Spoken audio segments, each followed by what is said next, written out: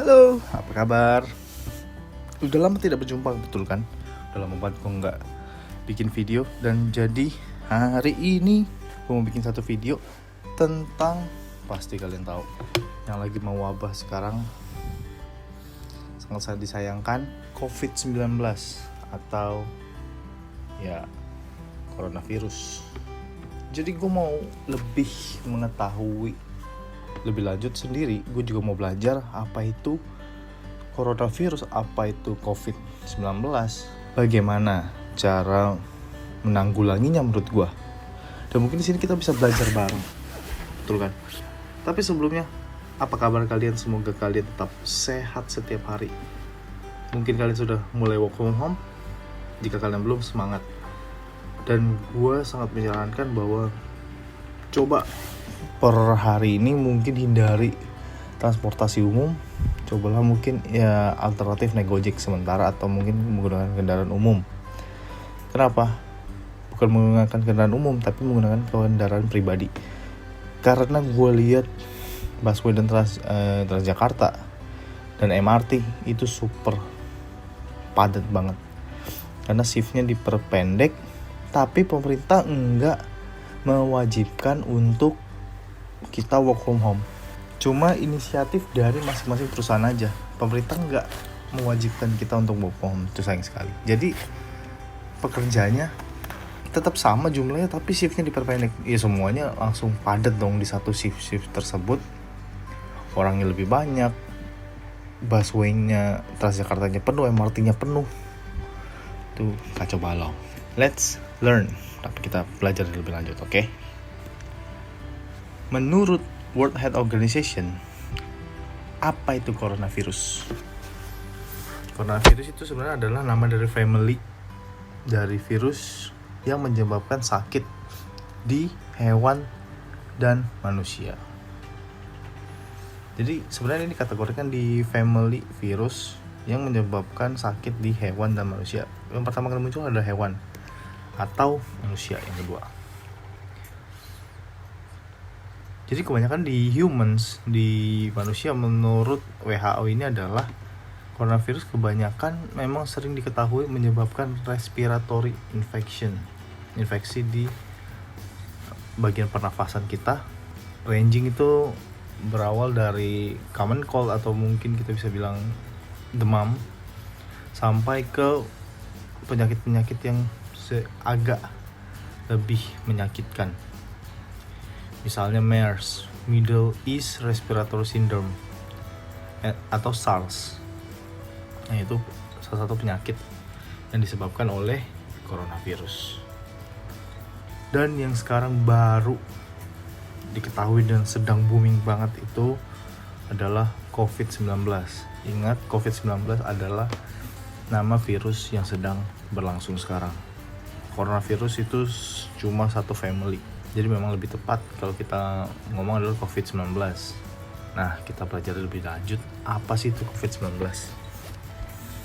COVID-19 itu adalah infectious disease, penyakit yang menular disebabkan oleh coronavirus, keluarga coronavirus yang baru diketahui.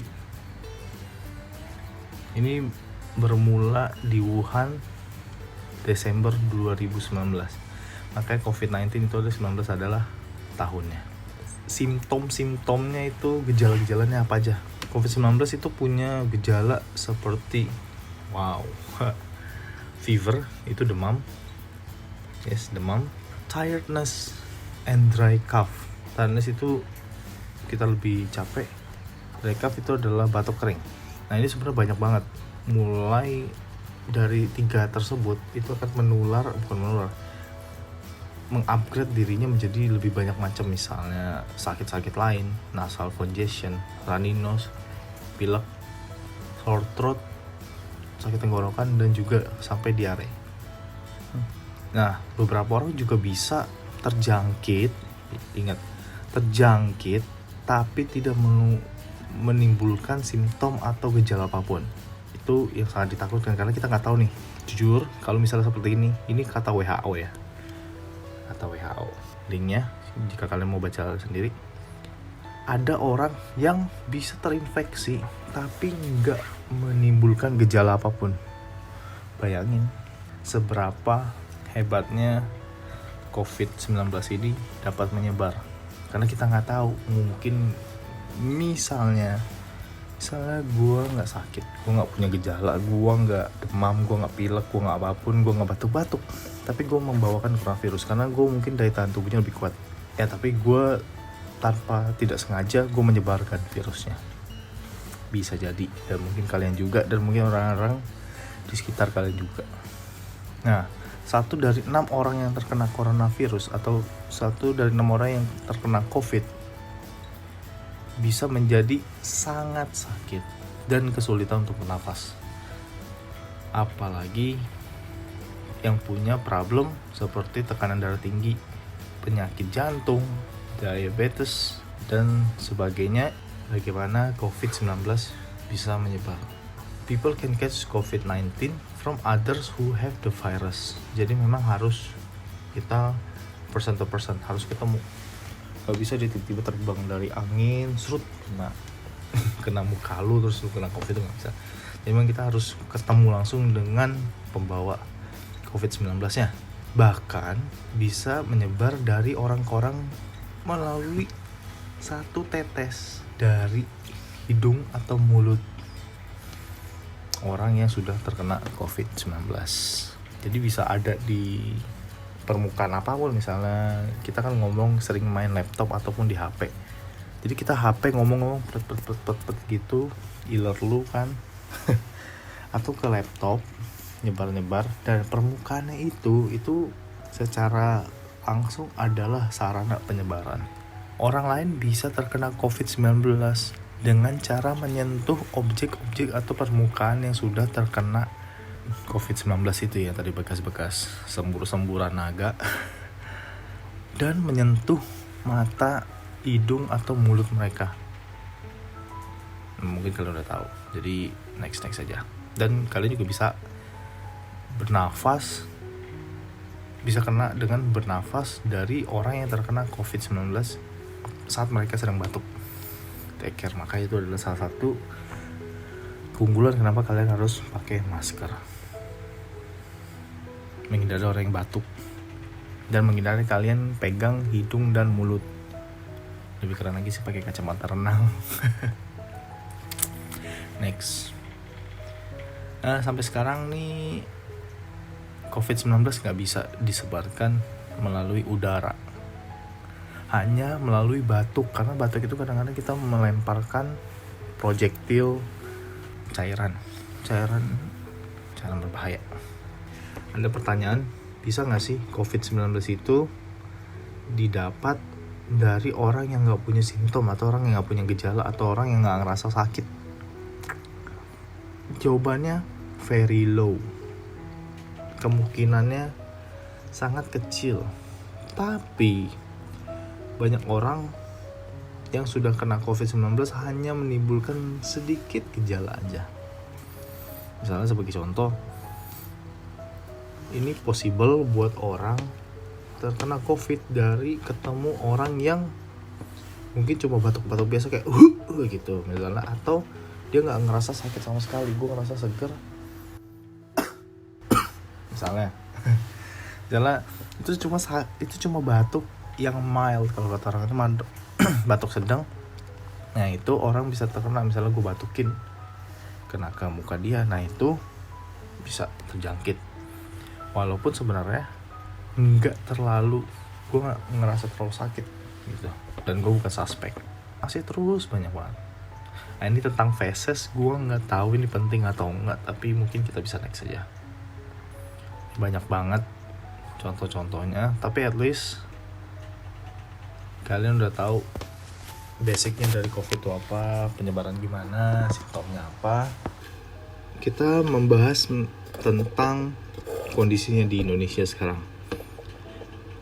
Indonesia ini menurut gue salah satu yang termasuk, bukan terlambat sih, memang gelombang agak belakang yang terkena. Di saat ada 4 negara terbesar sudah masuk angka 1000-an, kita baru mulai discovery sekitar belasan orang.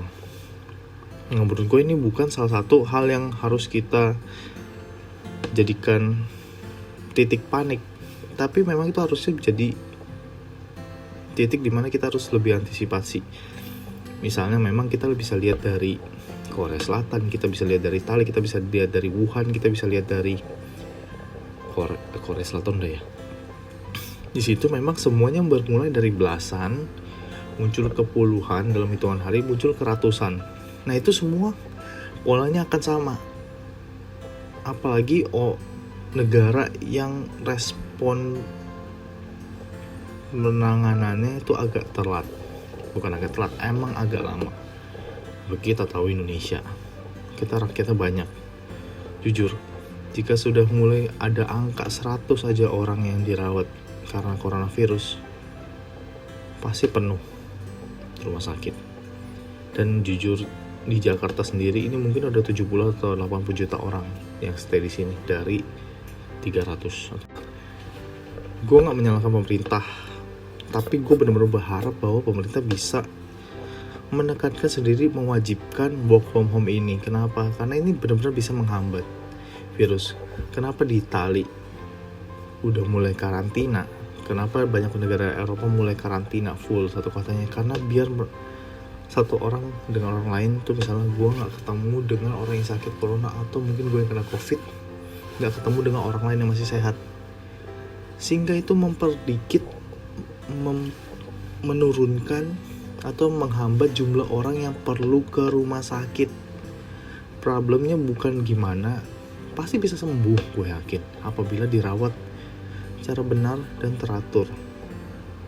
Itu problemnya. Di sana bukan menjadi problem nyebar atau nggak. Ya nyebar kan seperti yang kalian tahu, banyak yang bisa sembuh, banyak yang bisa sembuh sendiri, banyak yang nggak kenapa-napa. Tapi problemnya adalah apakah orang yang terkena COVID itu dirawat dengan baik atau enggak. Penyebarannya yang sangat luas dan cepat itu adalah yang membuat COVID-19 itu sangat menakutkan, jujur menurut gua. Simptomnya oke lah, demam biasa, batuk-batuk, itu semua udah sama kayak flu. Tapi yang nomor 2 ini adalah dia sering terkena ke lansia, dan mungkin orang-orang yang sudah kena banyak penyakit-penyakit sebelumnya itu, dia mulai menimbulkan efek buruk. Nah itu yang menakutkan. Semakin banyak yang kena, padahal harusnya nggak kena nih ya, jujur gue ngomong. Jika kita karantina sebelum angka 100, mungkin kita nggak nyampe angka 1000. Ya gue ngomong ini karena wah jangan nyumpahin kita nyampe 1000 dong, mau bukan begitu. Semakin cepat kita karantina full, pasti nggak akan nyampe 1000, karena penyebarannya akan kita hambat. Apalagi orang udah nggak perlu ketemu atau ngumpul. Karena seperti di Singapura itu semua ibadat agama apapun tuh sudah dihentikan. Itu tuh penghambat, karena jumlah rumah sakit atau jumlah orang yang dapat dirawat itu terbatas loh. Sampai di Itali misalnya sudah ribuan orang secara bersamaan tuh, bayangin paniknya kayak apa. Di rumah sakit tuh full semua. Mungkin kebanyakan dari orang bukan meninggal karena coronavirusnya, bukan meninggal karena COVID-19, karena dia sakit, tapi karena dia gak kerawat. Itu yang gue takutkan sama Indonesia.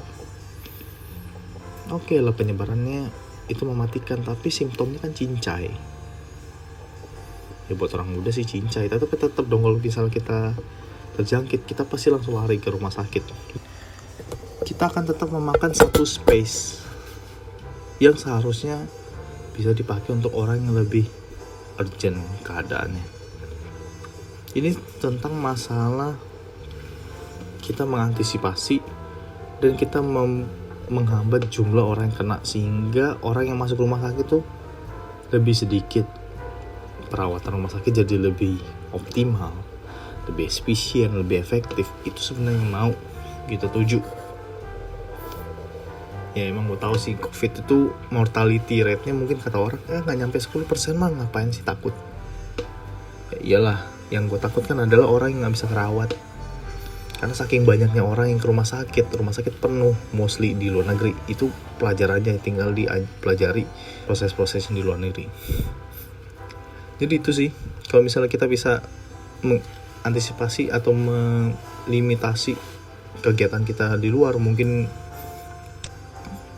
kalian yang udah nggak kerja ataupun kalian bahkan yang punya perusahaan atau kalian pegawai dan belum diwajibkan untuk work from home, please, kalau bisa bantulah diri kalian dan sesama orang kalian ini supaya tidak menjadi satu rantai yang akan membantu menyebarkan COVID-19 dari Jakarta ke daerah rumah kalian.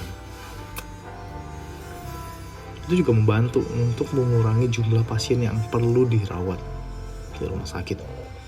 Karena yang paling menakutkan adalah rumah sakit penuh, bukan COVID-19-nya. COVID-19 itu tinggal orang ditaruh di rumah sakit, dirawat secara intensif, dia sembuh.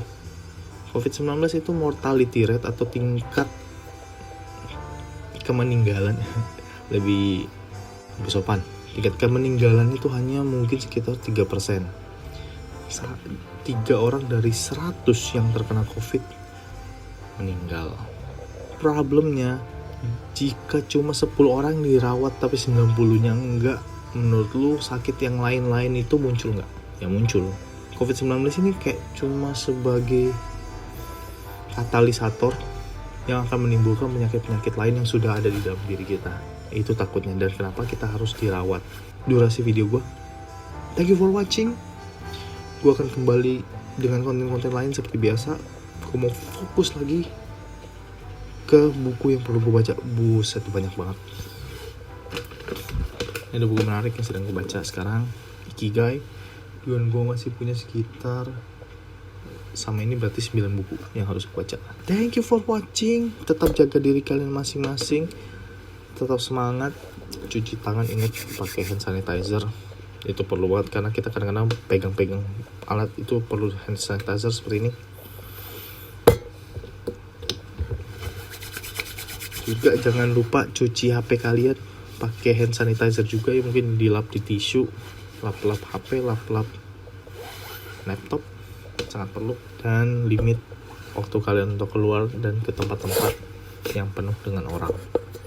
Kalau bisa izin work from home, karena ini kewajiban harusnya diambil oleh pemerintah, tapi sayangnya pemerintah nggak terlalu berani untuk menetapkan work from home, karena pasti banyak yang rugi. Jujur aja, pemilik bisnis pasti banyak yang rugi, tapi dengan mengorbankan berapa banyak orang ke depannya.